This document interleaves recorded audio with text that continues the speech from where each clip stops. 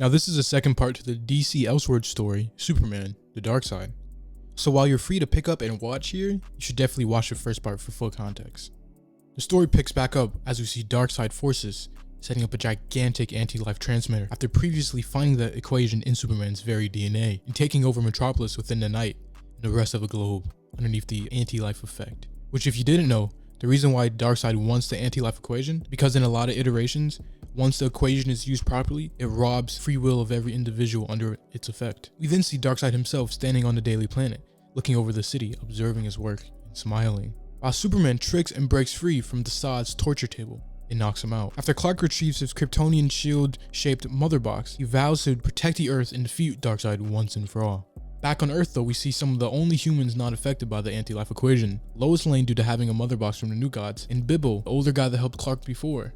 But as they're trying to group up and escape, they're pursued by a parademon, but are saved in the nick of time by the New God's light ray. He then escorts them to the rest of the New Gods, who are regrouping in a now abandoned museum to plot their next move against Darkseid and the forces of Apocalypse. But just then, the biological son of Highfather, Scott Free, shows up in a Mobius chair to give the revelation to the New Gods that Orion is the actual son of Darkseid. And upon receiving this information, Orion leaves in anger, saying that he is no longer able to fight alongside the New Gods, as he is cursed and will lead them to their demise. Picking back up with Clark, we see him trying to open a boom tube to leave Apocalypse, but is stopped and has a very short and one-sided battle with Granny Goodness. After one-shotting her, he is also visited by Big Barda, who says to Clark, why not just forget this whole conflict and leave with her to another part of the universe where they can live as warriors. But Clark, now as determined as ever, refuses and says Darkseid's reign of terror must be stopped once and for all. So then after a brief kiss, he leaves and boom tubes to Earth to meet up with the last of the New Gods' surviving forces.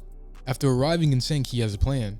They are renewed with faith and determination, and soon lead to charge upon the anti-life transmitter, in which an all-out battle rages out. But they are outnumbered 10 to 1, and are facing a losing battle. Well, that is until Orion comes back out of nowhere with some reinforcements from the now destroyed New Genesis. These said new forces immediately start biting and clawing away at the transmitter, leaving Orion hit the final shot and finally bring down the giant machine, freeing the planet from the anti-life effect. But just then, as Superman and Orion step up to fight Darkseid, the Lord of Apocalypse brings out his anti-mother box, which destroys any other mother box in his vicinity. And Orion's mother box was connected to his very soul. After falling down, he says a part of him died and he's left heavily wounded, which enrages Superman, and he charges headfirst to fight Darkseid, charging him through the Daily's planet-spinning globe. But Darkseid is able to get a hit in, and Clark says he has never felt such a blow, and he hits the ground coughing up blood. But before he has time to collect himself, Darkseid slams down on him and uses the Omega Beam, saying, "You knew it would end like this, Kal-El," presumably killing the Man of Steel.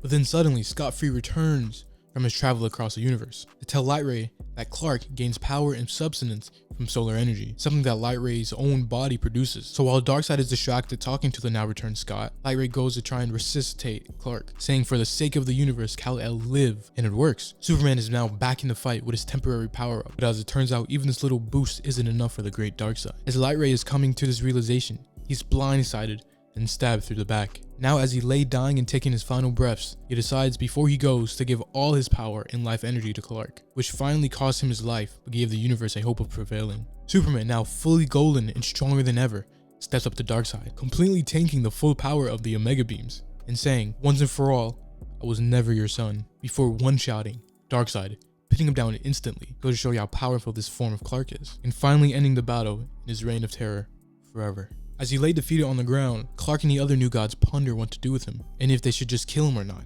But it is Clark who speaks up and says no, death and destruction is no longer the way. So with this, the New Gods use their mother boxes to transport Darkseid to the Source Wall, where they say his soul may be purified. After this, and now picking up many years later, we see the New Genesis city being constructed above Metropolis, with Orion as their new leader. And funnily enough, he ends up with Lois Lane here. And we see Clark, who went back to Apocalypse, to finally liberate the planet he spent so many years on, completely changing not only the way of life there, but the very planet itself, and now allowing for life and plants to sprout and grow once more. So the story concludes with him and Big Barda talking about the future and what it holds in store for the two former warriors of Darkseid.